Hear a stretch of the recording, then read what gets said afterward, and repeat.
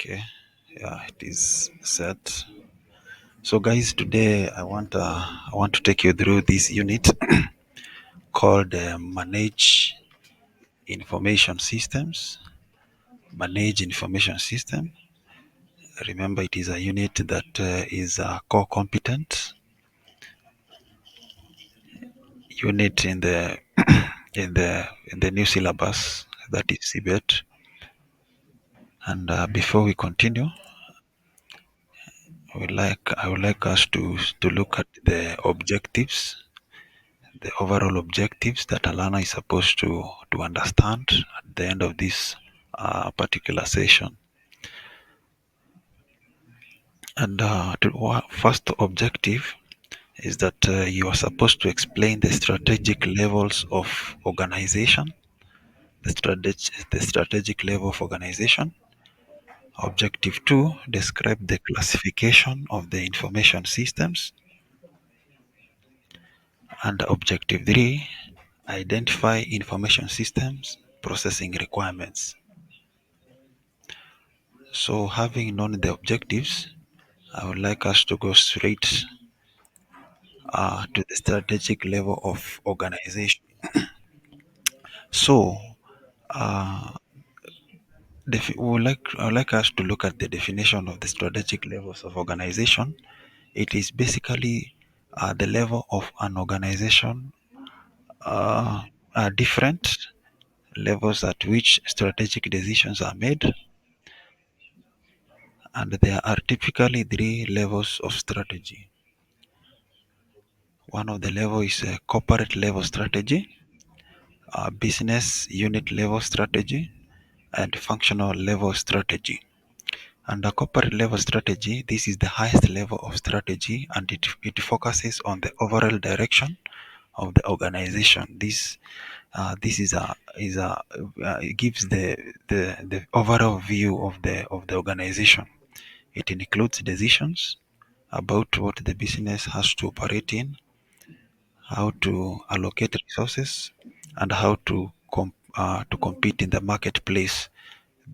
All these functions falls under the corporate level strategy. Let us look at the next is the business unit level strategy.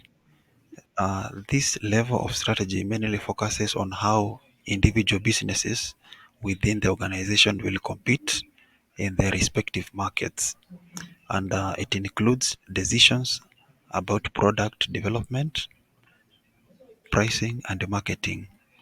So, this is where a business environment falls in,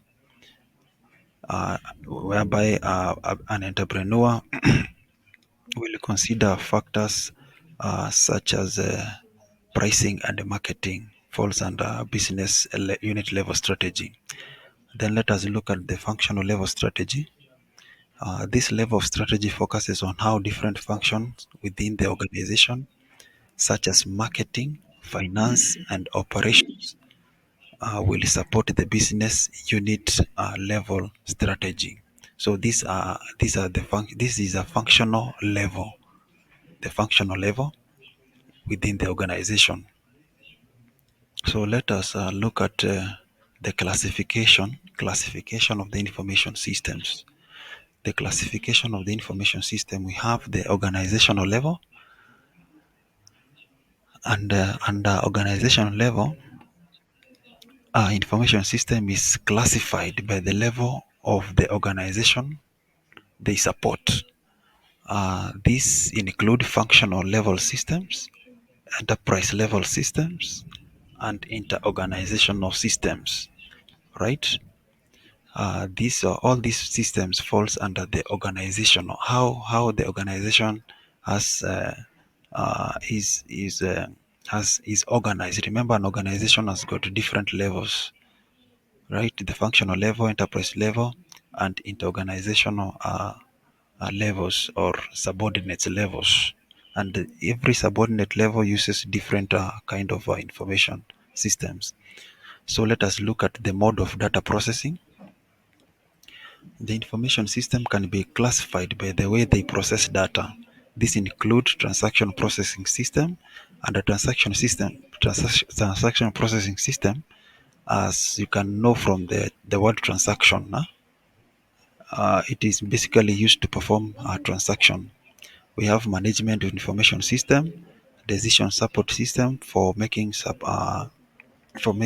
decisions, and also executive support system basically refers to support systems. Then another mode of classification of the information system is the system objectives. The system objectives. The information system can be classified by their objectives. These include strategic information system, tactical information system, and operational information systems. Then we have the type of support provided. Can be classified by the type of support they provide. These include knowledge management system, office automation systems, and learning management system. Office automation system, I think you are quite aware of the automation systems. So I believe that you guys, you can do your own research and know what is office automation systems and also learning management system. This is basically a learning management system, LMS. So let us look at the types of information system. So there are so many types of information systems, but today let us look at the transaction processing systems. As from the word transaction, what comes into your mind is the transaction, right? These are a system that processes routine transactions such as sales order, payroll record, and inventory data. These are typically used in the operational levels of an information system of an organization to support day-to-day achievements or activities. So management information system are system that generate reports for managers to make decisions.